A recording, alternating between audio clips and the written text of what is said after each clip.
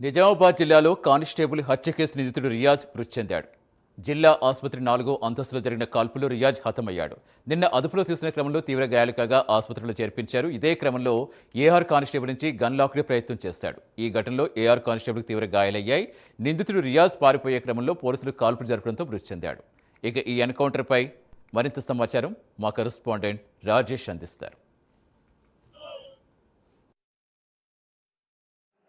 నిజామాబాద్లో కానిస్టేబుల్ ప్రమోద్ హత్య కేసు నిందితుడు రియాజ్ కొద్దిసేపటి క్రితం మృతి చెందినట్టు తెలుస్తూ ఉంది. మనం ప్రస్తుతం జిల్లా ప్రభుత్వ జనరల్ ఆసుపత్రిలో ఉన్నాము. అయితే మొన్న అంటే 3 రోజుల క్రితం ఎవరైతే సిసిఎస్ పోలీస్ కానిస్టేబుల్ ప్రమోద్ను కత్తితో దాడి చేసి హత్య చేశాడు రియాజ్ అనేటువంటి పాత నేరస్తుడు. అయితే అతన్ని నిన్న సాయంత్రము పోలీసులు సారంగపూర్ వద్ద ఒక లారీ క్యాబిన్ నుంచి కూడా అతన్ని అదుపులోకి తీసుకున్న పరిస్థితి. అయితే అదుపులోకి తీసుకున్న తర్వాత అతన్ని తీసుకువచ్చి ఇక్కడ హాస్పిటల్లో అడ్మిట్ చేశారు. అయితే అంతకుముందు నిన్న ఎవరైతే సివిలియన్ ఉన్నారో ఒక ఆసిఫ్ అనే ఒక వ్యక్తితోని ఒక రియాజ్ గొడవ పడ్డట్టు తెలుస్తూ ఉంది. ఈ క్రమంలోనే రియాజ్ యొక్క ఛాతీ పైన అదే పైన కడుపులో కూడా గాయాలైనట్టు తెలుస్తూ ఉంది. ఈ నేపథ్యంలో పోలీసులు అతన్ని అదేవిధంగా ఆసిఫ్ అనేటువంటి సివిలియన్ అనేటువంటి ఒక వ్యక్తిని కూడా ఆసుపత్రిలో చికిత్స అందిస్తూ ఉన్నారు. అయితే ఆసిఫ్ పరిస్థితి విషమించడంతో అతన్ని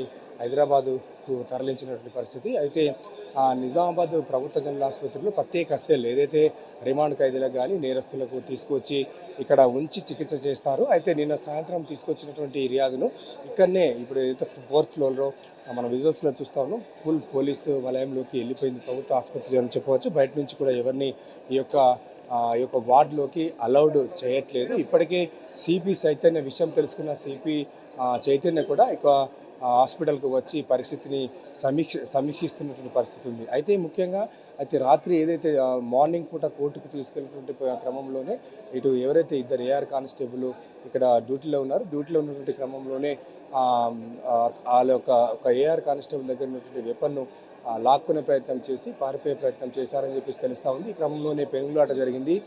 ఏఆర్ కానిస్టేబుల్ కూడా గాయాలైనట్టు తెలుస్తూ ఉంది. ఆత్మరక్షణలో భాగంగానే ఇటు మరొక కానిస్టేబుల్ అతనిపైన 2 రౌండ్లు కాల్పులు జరిపినట్టు తెలుస్తూ ఉంది. ముఖ్యంగా ఈ యొక్క హాస్పిటల్ అంతా సివిలియన్తో కూడుకుని ఉంటుంది. సివిలియన్స్ ఉంటారు, రోగుల బంధువులు కూడా వచ్చి చికిత్స పొందుతున్నటువంటి పరిస్థితి ఉంటుంది. అయితే ఈ నేపథ్యంలో అంటే ఇక్కడ ఈ జరుగుతున్నటువంటి పరిస్థితుల్లోనే ఈ అతను పారిపోయే ప్రయత్నం చేయడంతోనే ఈ యొక్క సంఘటన తెలుస్తుంది. ఏది ఏమైనా అంటే ఎన్కౌంటర్ జరిగిన తర్వాతనే అతను చికిత్స పొందుతూ మృతి చెందారని చెప్పేసి తెలుస్తూ ఉంది. అసలు ఏం జరిగింది ఏంది అనేది పోలీసులు క్లారిటీ ఇస్తే కానీ తెలియని పరిస్థితి. అయితే 2 రోజుల నుంచి కూడా ఈ రియాజ్ విషయంలో జిల్లా పోలీస్ యంత్రాంగం 8 బృందాలతో అతని కోసం గాలింపు చర్యలు చేపట్టింది. ఇప్పటికే పోలీస్ శాఖ అతనిపైన 50,000 రూపాయల క్యాష్ రివార్డు కూడా ప్రకటించిన పరిస్థితి నేపథ్యంలో ఈ యొక్క కేసు రాష్ట్రంలో కూడా సంచలనం సృష్టించాలని చెప్పవచ్చు. ఒక కానిస్టేబుల్ హత్య చేయడము, ఈ విధంగా చేయడంతో ఇదంతా మొత్తం ఆందోళనకరంగా పోలీస్ శాఖలో ఉన్నటువంటి పరిస్థితి.